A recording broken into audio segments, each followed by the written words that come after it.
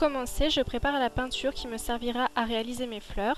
Il faut deux teintes de base, ici du rose et du mauve, des teintes plus foncées et du blanc. Ensuite, je réalise le corps de mes fleurs. Pour cela, je fais des taches roses et mauves.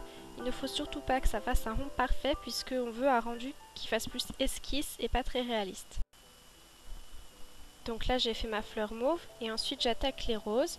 Je ne fais pas plus de 2 ou 3 fleurs par rond pour éviter que ça fasse trop chargé.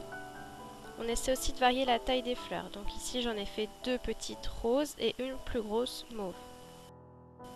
Maintenant, je réalise les ombres des fleurs. Pour ça, j'utilise mes teintes de peinture foncée, le violet pour la fleur mauve et le rose foncé pour les roses. Je commence par marquer le cœur de la fleur avec une sorte de petite virgule. Puis je marque les ombres en faisant des traces tout autour du cœur. Là aussi, il ne faut vraiment pas que ça soit parfait pour garder ce côté esquisse. Donc là, j'ai terminé les ombres de ma fleur mauve. Donc je fais les ombres pour mes petites fleurs roses. Donc j'utilise la peinture rose foncée. Maintenant, il va s'agir de donner un peu de lumière à ces fleurs. Pour ça, j'utilise la peinture blanche et je réalise de la même manière que pour les ombres, des traces blanches entre les pétales. Ici aussi, on n'essaie pas de faire quelque chose de parfait, bien au contraire, le trait spontané, c'est ce qui donne tout le charme à Snail Art.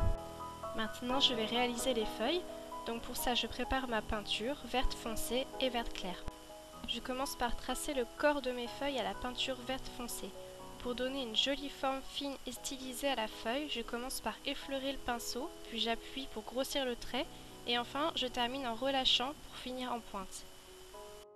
Je termine en donnant une touche de lumière aux feuilles avec la peinture verte claire.